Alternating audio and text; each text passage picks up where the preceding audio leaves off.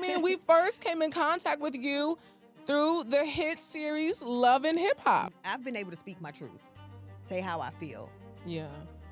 I mean, I can only imagine what motherhood, playing out motherhood on television with so many people's eyes and opinions on you, and your daughter being in the spotlight for her entire life. I've managed it okay.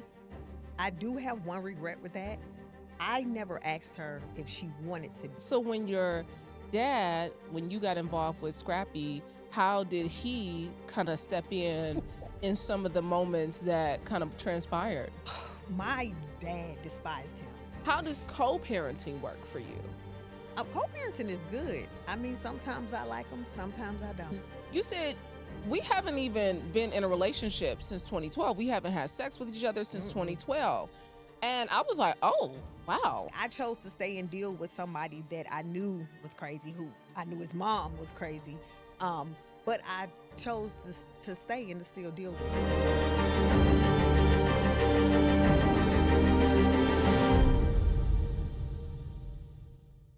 Welcome to Vaught Empowers Talks, where we don't just scratch the surface, we dive deep into the lives of some of the world's most influential change makers. I'm your host, Brandi Harvey.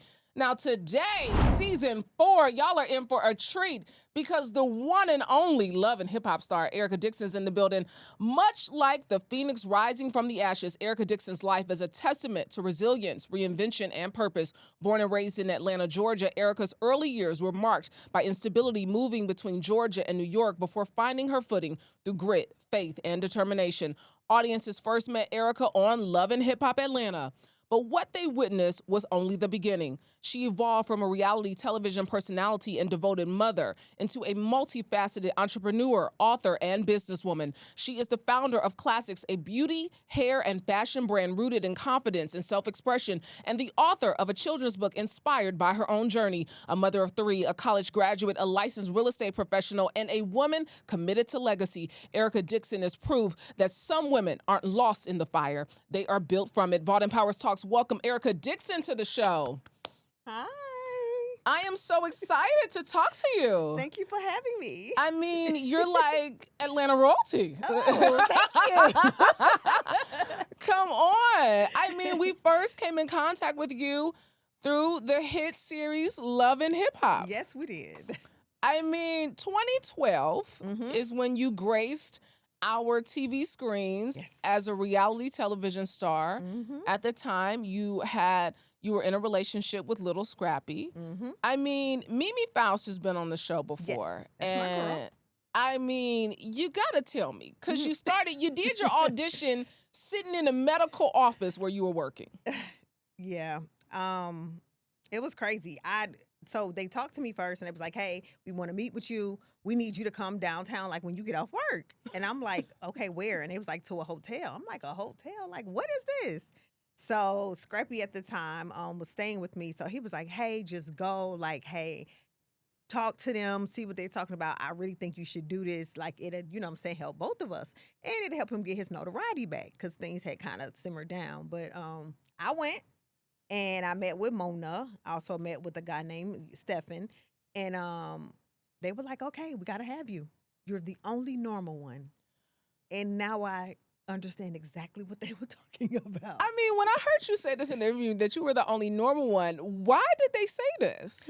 I guess they were pretty much saying like I'm the only one that like had sense in my interview. Like I'm talking like I have like sense. Yeah. Because everybody else is like they're a little cray-cray. Let's be honest. Everybody else is a little cray-cray. Yeah. I mean, I watched the show in the very beginning. And of course, I mean, who was not watching Love and Hip Hop when it first came?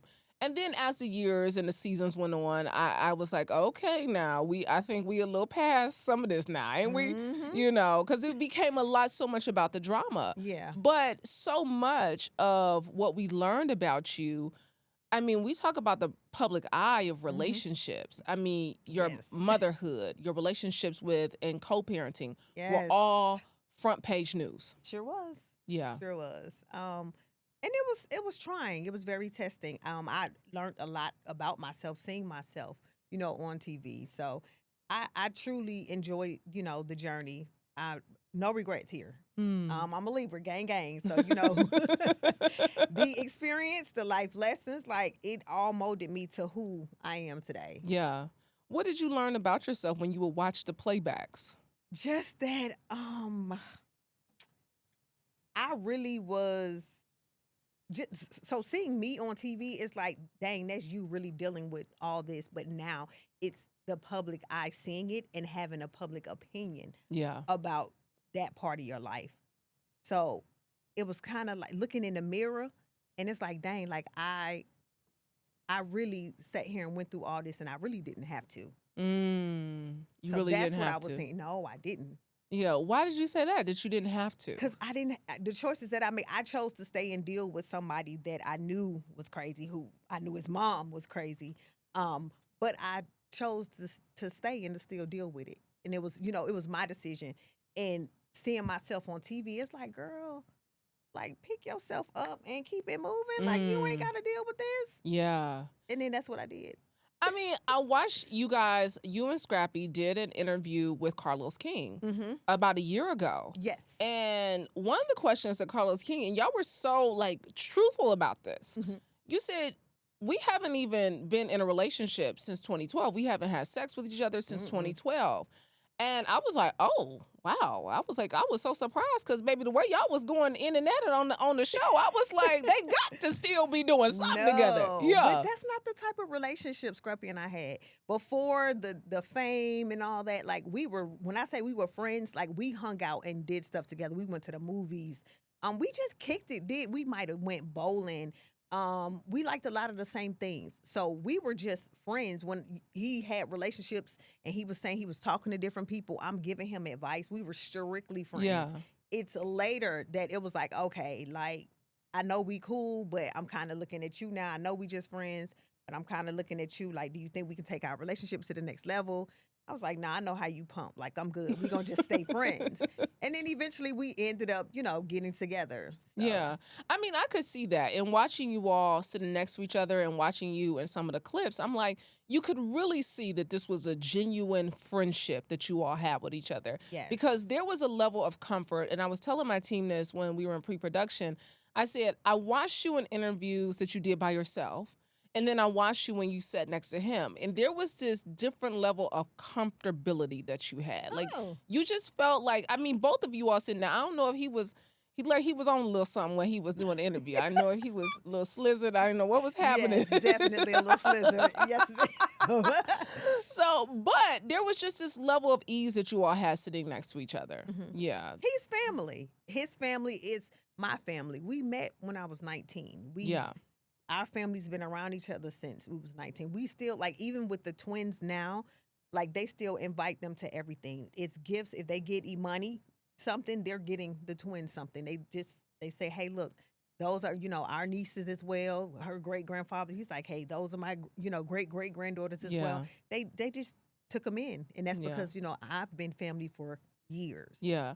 I mean, I want you to kind of talk because even when I read some of your story, there was a time that you grew up in Atlanta and then you moved away to live with other family members in New York. Yes. And then you came back to Atlanta to live with your mother and your grandmother. What was happening during that time? Oof, a bunch of mess.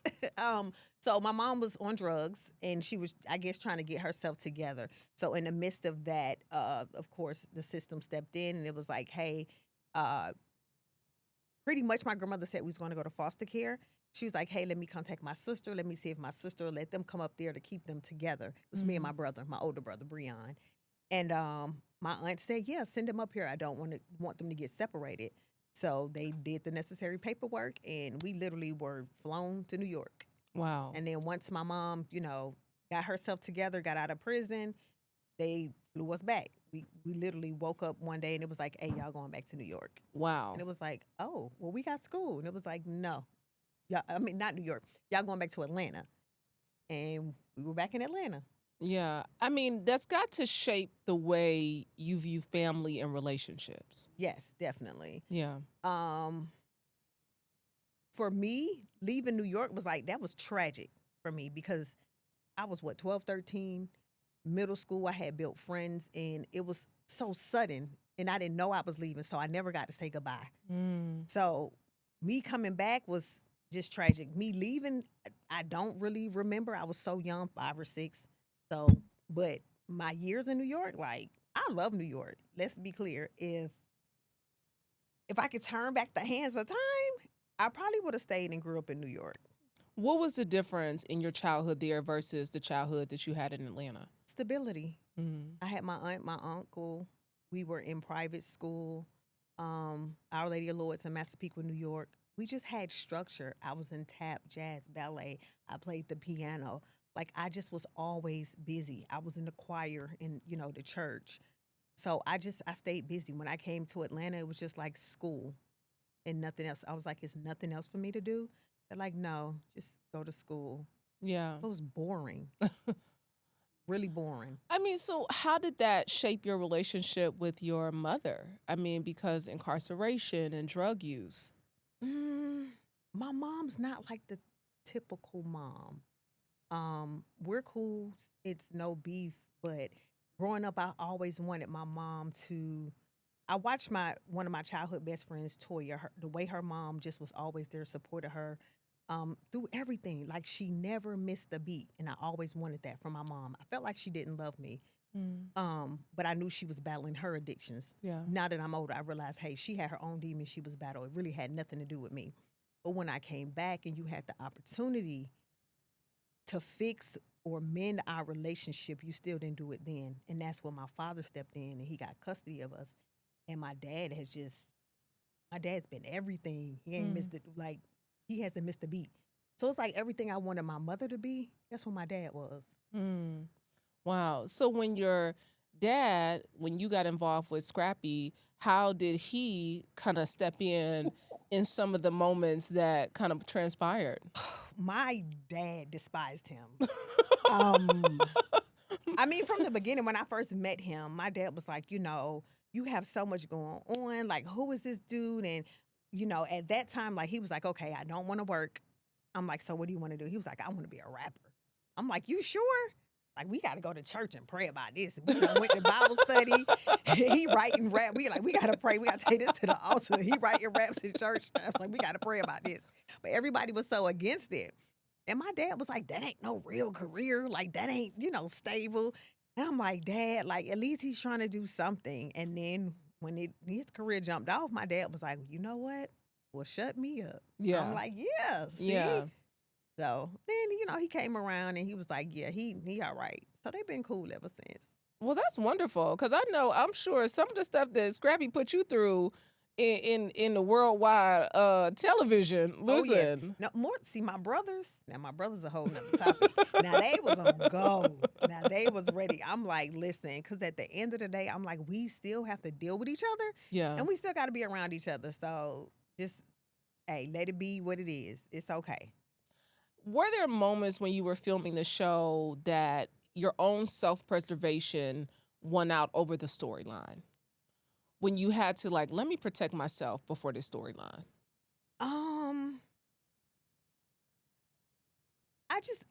I don't feel like that's ever happened. I've been able to speak my truth, say how I feel. Now, during filming situations, I'm like, I'm gonna walk away because I can be a whole different type of person. And that's when I no longer want to, use my mouth and talk. I'm ready to use my hands. Yeah. So it's like, let me remove myself. Yeah. Because, my anger's getting the best of me. Yeah. I mean, I can only imagine what playing out motherhood on television with so many people's eyes and opinions on you, and your daughter being in the spotlight for her entire life. Yes. How has that been? How have you had to manage that? I've managed it okay. I do have one regret with that. I never asked her if she wanted to be in the spotlight. I kind of just she's here. forced her. She's giving the smile. She is here. Because we've talked about this, and I told her I'm sorry. I didn't. Yeah. So, because how old was Imani when you started the show? Same age as the twins, 6. 6 years old. 6 years old. Yeah. And so she gets thrust in front of the camera, and you never asked her. Never asked. Just was like, hey, this is what we're doing. We're all doing it. And for her to be on there so long, I never once, and I feel bad. And we talked about it, and I'm like, you right. You know, the conversations we've had, like, I've never asked you, you know, how do you feel? Or do you want to continue to be on there? So as she got older, it was like, if you don't want to do it, you don't have to do it. And Yeah. she said it. It's like, hey, you know, we want you to film. And she's like, no, I don't want to. Yeah. I mean, now starting off at 6, now she's a college student. Mm-hmm. Do we say what school she goes to, or is that something that you keep Yeah, private? we can. You said, okay, she's at Savannah State, Yes. which I'm so proud of you. Listen, I mean, she's a college student now. Who inspired you to go to college? Because I didn't originally finish college. I started, you know, nursing, and then I quit because I said I don't think I like people that much. So Yeah, you gotta like people to be a nurse. so then I went back because she was so adamant about not going to college, and she was like, "I can do what you do," and I was like, "I don't ever want to be the parent that you feel like you have to do what I do. I want you to, you know, find your own path, do your own thing." So I was like, you know what? I'm not gonna say anything else, and I quit Love and Hip Hop. What, two seasons? Yeah. And I went back to school and I graduated. Wow. Mm-hmm. So she got to see you live out your dream. Yes. Yeah, of completing that. Mm-hmm. I mean, what has it taught you about yourself, motherhood? Motherhood. What has it taught me about myself? That I know they say you can't be everything to your children, but I can. As their mother, I can be everything to my kids. What does that mean? Like, I can be everything, like the inspiration. You know, my thing was I never wanted my kids to watch TV or look at somebody else and be inspired by them. I wanted to be that. Yeah. So I never wanted to be the parent to say, do as I say, not as I do. No, do as I say and as I do. Yeah. When was that moment that you felt like, you know what, I'm a great inspiration to my daughters? Right before no, not before. The day I graduated from Phoenix University and I saw her in the audience watching and how happy she was to see me walk, I'm like, yeah, I'm that inspo. Yeah. And then that's when she said, you know what, Mom? I do want to go to college. Wow. Like, yes. That is so good because children become what they see. Mm-hmm. They become what they see. Exactly. Yeah. I mean, she's seen a lot. She's seen a lot. She's seen a lot. I mean, I recently watched something, and I can't remember who was saying it, that Atlanta and I think it might have been 21 Savage or somebody, right? Saying like Atlanta is a different type of place to grow up. Mm-hmm. You know, it really forces kids to grow up a lot faster. Mm-hmm. There's a lot in the atmosphere for kids to be distracted by. I mean, and then add on top of that, Love and Hip Hop Atlanta. Mm-hmm. You know, was there a moment when you were looking at Imani and you said, oh, buddy, we might be in trouble? No, she was a good kid. She was a good baby. She was so good. Do you remember your friends' parents asking me what I do with you? Because they were having so many issues with their kids, and I'm the only parent that wasn't having issues. And this when she was playing basketball. I'm like, well, she don't give me lip and she not disobedient. Like, I didn't have any issues. Like, she was really like good from as a baby and just growing up. Now the twins. As a twin, I already know. As a twin, I already know. I mean, they so different. That's a totally different era of parenting, right? Because the twins are how old? They're 6. 6 years old, and you have an 18-year-old? 20. You're 20? Oh my God. Jesus. Yes. We've been watching you on TV forever. Yes. Listen, 20 years old 20 and 6. and 6. What a stark difference in your motherhood journey. Mm-hmm. Yo, how are you parenting different now versus then? It's a lot of eye-catching. I just want y'all to know it's a lot of eye-catching that's going on across this room. Because Imani says I let them do whatever. I don't feel like I let them do whatever. I don't. I'm just not as stern as I was before. Like, certain things don't matter. They can jump on the sofa, off the sofa. They can jump off the console, the table. Guess what? I tell them, hey, look, you're going to hurt yourself.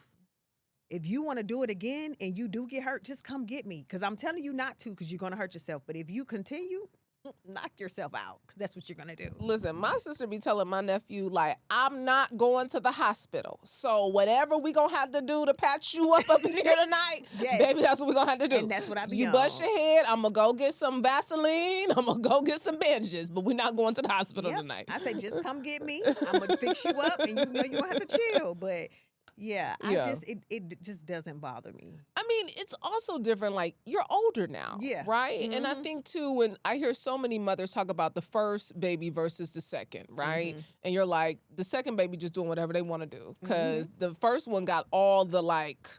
Yeah, stop. Don't do this. Do this. Do this. No. Yeah. Yeah. I was like that with Imani. But the twins, So there's a little more freedom. yeah, a lot more freedom. Do you feel a lot more freedom in who you are as a woman at this stage of your life? Absolutely. Yeah. Yes. How so? Stability. So with Imani, stability is a big thing for me. I feel like I transitioned so much growing up. I started that off with her. So I would live somewhere and I'd be like, I don't want to stay here no more. So I might stay like, whatever my lease was that year. And I would move from one side of town to the other side of town. And when I say the other side of town, I'm talking like, you know what Loganville, Georgia is? Yes. Yeah. So I moved all the way to Loganville. And then you want to know why I moved that after that? Turn around and move to McDonough. Wow. And then all across Stone Mountain. Yeah. So it's like, I'm just going to, So me being older, I'm like, you know what? Let me go ahead and buy a house. I want my kids to grow up in one house, go to one school, build, friendships, relationships, get involved in activities, and, have those relationships to carry with them, when they do go off to college. Yeah. I mean, buying the house, you are now a licensed real estate Yes, me. executive woman, Yes. broker, all of the things. I mean, what made you pivot to this at this stage of your life? I wanted to do something different, but I get fulfillment from actually helping people. Even me working at the doctor's office doing medical billing and coding, I was doing so much, other stuff outside of just, my title. So doing that, I'm like, I really like to help people. Then I got into like my decorating type era. Yeah. And I'm constantly like rearranging stuff, redecorating my house. And I'm like, oh, this look good. Then I find myself, I'm watching HGTV, Love It or Listed, Fix or Flip. Like, I'm like really in tune. And I'm like, I really like real estate. So I was like, you know what? I'm going to school to get my license. And that's what I did. And how long ago was this? This was last year while we were filming. Yep, I did it last year. Mm-hmm. Oh, so you were filming the show Mhm. and you were getting your real estate license. Yes, ma'am. I was going to school at night. Yes. Oh, wow. So when people say you don't have the time in the day to do all this stuff, you're like, I can film a show, I can go to school, I can be the mother of 3 girls, I can feel get like it done. that's excuses. When people be talking about they're busy and they had this and that, Yeah. you make time for what you want to do. Because Yeah. I'm filming.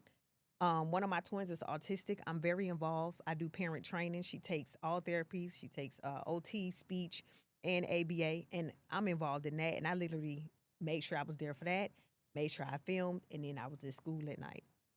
I want you to talk about this because you have mentioned on social media, you've shown the difference in the twins. Mhm. And how has that been in raising twin girls and one being autistic Mhm. and one not? How have they been with each other and how have you been with them? So with each other, they just starting to like each other. I don't think they liked each other before. Yeah, listen. Eris is the one that's autistic. And Eris just, in the beginning, I was so nervous. Like, she didn't want you to touch her. She was just so like, leave me alone, I'm by myself.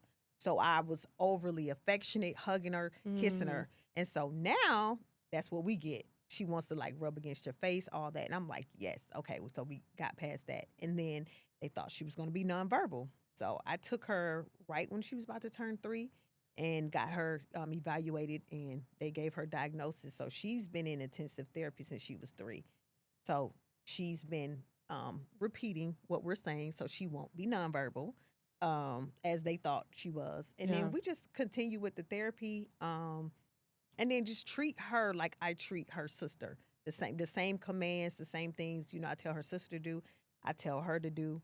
And she's starting to catch on. Like, she understands, like, some commands. The biggest thing right now is just getting her to be able to say like how she feels, express how she feels Yeah. when she's, frustrated. But she's come a very, very long way. It's a challenge, probably the biggest challenge of my life, Yeah. but it's rewarding. Yeah. When did you notice the difference between the two? Around 2, her sister was doing everything. And I've always compared them to Imani. I'm like, dang, like, because even her sister was kind of, a little bit, slow with stuff, but, they were preemies. So I'm like, okay, let me give her a little bit more time. But then when I start seeing Embry do like way more than Eris, I'm like, hey, she's not hitting certain milestones. Like, I'm not sure, like what's going on. Yeah. And then during my pregnancy, they told me like, hey, look, it's a possibility something will be wrong with her because they shared a sac and a placenta, but her cord was so thin, Embry was getting pretty much Most everything. of the nutrients. Yes. So I knew it could be a possibility something was, be not wrong, but something would be going on, just not quite sure what it was. So that's when they said, okay, we'll wait. I put her in daycare first for like a year to see if she would be like sociable and stuff. And then when they called me, they said, hey, look, she sits in a corner and she just cries. I was like, hey, when I bring her, if that's what she does, call me. I'll come get her because I don't want her to just be in a corner crying. Yeah. She just didn't want to deal with like the other kids. And this is at 2. And so I took her to get evaluated after speaking with her pediatrician. And that's when I got the diagnosis. I mean, I'm sure this sent you down a whole rabbit hole of things to do, what not to do, how to do, all the things. Where did you start looking first? I just asked questions. When I got her, so when I went back to get the results, you go by yourself. And when I got the results, I was in there just asking questions like, what do I need to do? Just whatever. My thing was whatever I need to do, like I'm ready to do it now because I want her to be the best version of herself, Yeah. as possible. So I left with like a packet of all types of resources, and I made sure I read them and just started off with getting her the therapy that she needs. And I'm still learning along the way. Like I Yeah. just found like they had like a swim scholarship for kids with autism. And I got that for her because I do want her to learn how to swim. She loves the water. So I still like periodically just look up stuff. I ask questions when I'm at her school, different parents. Hey, y'all have any additional resources, anything you guys want to share? And if I find out any new information, I share that as well. What would you tell to mothers who are listening who may be afraid to advocate for themselves or their children? Use your voice because your voice is also your children's voice. You have to advocate for your children because if you don't, no one else will. Yeah. Yeah. I can only imagine how heavy of a burden that must be. Yes, it's a lot. It's a lot. But I have a good village. Like I have a great village. Let me say that, great. And my kids they love like their grandmother, their aunt, like their sister, like they love them. My nannies, shout out to Cece and Malia, like y'all are amazing. Like my kids love them. So I have Yeah. a great village. Yeah. I'm sure the village has helped you have a moment to breathe on many occasions. Oh yes, because I travel. Yeah. I'm up out of here. I have to because traveling helps me exhale. Yeah. Like I can literally, when I travel, that's the only time I get to put me first. So I have to, like I have to go. I can't. It just doesn't happen at home. Yeah. I'm sure there's a mom who's listening who's like, I haven't been anywhere. I don't do anything. My whole world, my whole life is my children. Oh. What would you say to that mom? They have to still find themselves. You can't be so wrapped up into your kids to where you lose yourself. You have to. You just have to find yourself and figure out what you like to do. Even if it's something small, like just going to get a mani and pedi, go. Yeah. Close your eyes, relax. Give your mind and your body time to just fully relax. Yeah. Outside of travel, how do you reset yourself? Just traveling or sitting in my car. I will sit. I think that's the parent code is the car. Yeah. I will turn that heated seat on, turn on my 90s R&B, and I will sit in that car for about a good hour. Yeah. I will. Yeah. Yeah.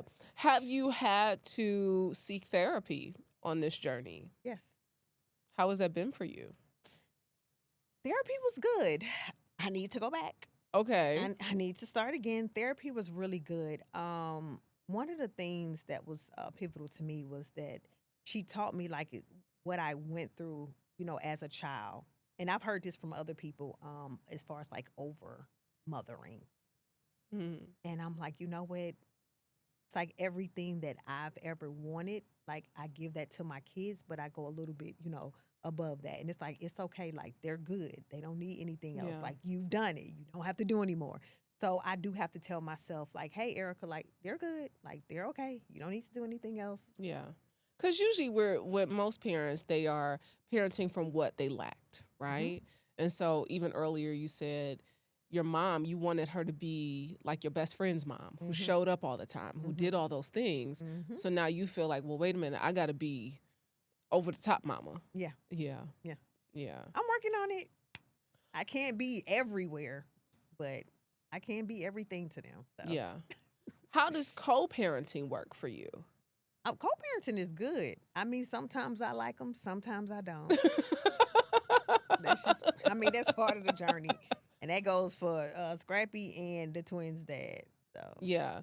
How has that been? Because two baby daddies, right? And Yes, two girl. very different attitudes, two very Yes. different takes on life, two very different opinions. Mhm. How is that? It is what it is. They are like two totally different people. But at the I'm end of the sure. day, Yeah. the fact that we can always, come back and communicate and get things right when it comes to the kids, that's the biggest thing. Like with the twins' dad, I cherish the fact that we may, have like our moments, but one thing we pride ourselves on, like we're never arguing in front of them. We don't raise our voices. Like they don't see any of that. Like they are truly, like they're truly innocent. They don't, they haven't listened to rap music with me. Oh, I'm sure they listen to rap music with their sister. She might have tried. Listen, yeah. I'm an auntie, and I know I don't the let most. them listen to, and they watch nothing but like kitty stuff, like YouTube. Like I have the parent lock on the YouTube. It's all like kitty stuff. So when I say they're like innocent. Well, Imani, her dad's a rapper, so for her, like her life has been hip hop music. Well, I tried to shelter her a little bit too, but It's too hard. It's she like had me ratchet saying I cousins don't and watch. stuff. It's like me saying as a kid I didn't watch but I comedy didn't specials. let her listen to her dad's music. What? Mm-mm. You didn't let Imani listen to her dad's music? Unless she snuck and listened to it. Of course you did.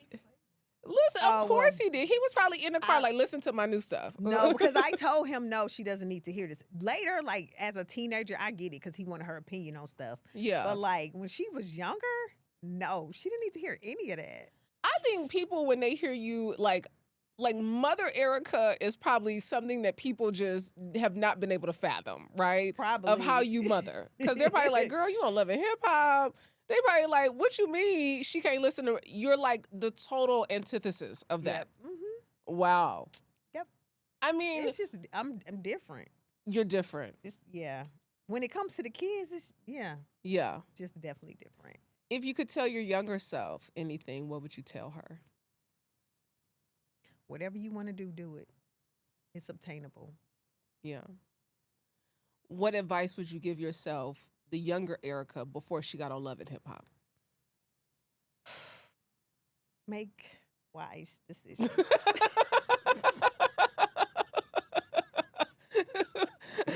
And I mean wise. Yes. Make wise decisions. Mm-hmm. What would have been a wise decision at that age? Just truly reflecting, because I can tend to just instantly move and do something instead of like just evaluating the entire situation. Thinking it through. Yep. You would have thought a lot harder about being on the show? Absolutely. Yeah. Absolutely. I had a good job, a great job. I loved my job. And I remember the doctor saying, okay, you're going to do this season. What if it's a season 2, 3, and y'all go to 10 or 12 maybe? And I'm like, wow, he said this. He was prophesied. Yes. And you was like, no, this is like a one was like, one no. one season. Like, I ain't going nowhere. Like, I like my job. Wow. Is there something you would have done differently? Because now real estate is in your life and you're a real estate agent. You have Classic, the boutique, the hair. Yes. All of these things. I would have liked to have more control over my story, because what people don't see is they take different scenes and make a story based on those scenes. Yeah. So what I definitely didn't like is a lot of people was like, we thought you was angry all the time. And it was like, well, I was dealing with somebody that, that's what they brought out in me the Yeah. entire time. So it's like, that's what you guys saw. But that's just not, that's a part of my life, not all of my life. Yeah. What do you want people to know about you now they didn't get to see then? That I am human. Hmm. I'm human just like everybody else. I bleed like everybody else. Yeah. That you're human. I am human. I mean, if you look back at that time, how has the evolution been over these 13 years? For me, it's just continuous growth. Me using the platform itself to launch classics with the, hair and my outfit, y'all. I mean, we were going to get into it because the outfit is yours. You have an Yes. online boutique, Mm-hmm. classics. You are in the new year. You're going to more than likely branch into a brick and mortar in the Atlanta area. Mm-hmm. Well, we're going to get the renovations done on there because I have the actual building. I bought the building 2019, the pandemic. 2019 or 2020, one of them. Mm-hmm. I bought the building then. So just working on getting the renovations that I want so my store looks how I want it to look. Yeah. So this new season, hair, still doing hair, still doing clothing. Mm-hmm. What do you want people to know about this era of Erica as a businesswoman?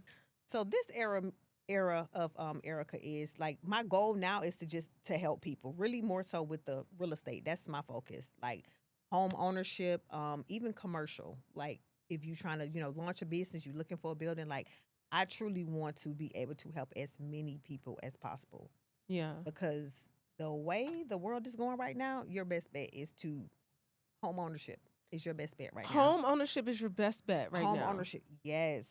Why do you say that? Because it's getting to a point where landlords are able to charge whatever they want. So if they want to continue to increase your rent, they can. And then eventually, guess what? You won't be able to afford to stay where you stand. Yeah. So that just knocks you out. When you can go ahead and get a mortgage, lock yourself in, and hey, look, this is my home. And then it's something you can also pass on, leave a legacy, you know what I'm saying, for your kids or for your family. Yeah. What has been one of those big highlight moments of you in real estate thus far? My biggest one was working with my stepmom, helping her, look for, her home. For her to come to me like, hey, I want you to help me, find a home. I'm ready to, get my own place. I'm like, okay, that's what's up. Yeah. So for her to just choose me, I felt like really good Yeah. and appreciative because she could have went with anybody. Yeah. Do you think people have trepidations about working with you, seeing that you've had a very public life in another way? Definitely. I could definitely see that. And it's, because of the show, it comes with its good and its bad, but I feel like what God has for me is for me. Yeah. Yeah. One of the interviews I saw, you said if you could dream up a cast of your ideal cast to do it again, Mm-hmm. it would be the OGs. It would be the originals. It'd be the originals. Ain't nothing like the originals. Yeah. It's nothing like it because it was raw, it was authentic, and it really was what we were dealing with at the time. Nothing was set up. Nobody was trying to put on. Nobody was trying to be somebody else. Everybody was really true to themselves. Yeah. So, definitely the OGs. How are you staying true to yourself in this season of your life? I just continue to be me. Make sure I'm just good to people. I treat people with decency and respect. The same decency and respect that I want to receive, I treat them the same. Yeah. So just being an overall good person. It doesn't hurt to be a good person. You don't have to be mean. You don't have to be hateful. Just be nice. Yeah. Be nice. Mm-hmm. Be nice. Be nice. That can be so hard sometimes, Erica. It definitely can, but guess what? It's more rewarding. Like, if you upset and angry, that's the issue you got to deal with you. It ain't me. It's you. Yeah. And that's something you got to work on. Is there a ritual that you have every day? Are you working out? Are you I look like I'm working out. I mean, listen, I slacked absolutely. a little bit, but thank you. I'm just Yeah. like, Are you working out? You got a green no, juice regimen? What we doing? nothing. I just drink my water and mind my business. Yeah. That's Yeah. it. Yeah. Yeah. Drinking your water, minding your business. Drinking what, minding my business. That is it. That is it. Mm-hmm. What can we look forward for you in this new season? You spoke it. I'm not a broker yet, but I'm looking to eventually have my own brokerage. Look at me. I'm out here prophesying, not prophesying. That is Okay. that is the goal. So definitely you'll see more of me in real estate. Absolutely. Yeah. Mm-hmm. Along with the classics. Yep. Class 6 is gonna still be there. That's my baby. It's not going anywhere. So that's gonna be the name of, my brokerage when I get it, Class 6 Realty. So it's gonna be Class 6 everything. We are claiming this. Yes. In we this are. season. We are claiming this. How has faith shaped your life? Since we claiming stuff and we prophesying. Listen, God, everything is through God, like the grace of God. Because I wouldn't be able to do it all without him. Yeah. I was raised in the church, so I know him. Yeah. I wouldn't be where I am today if it wasn't for him. Yeah.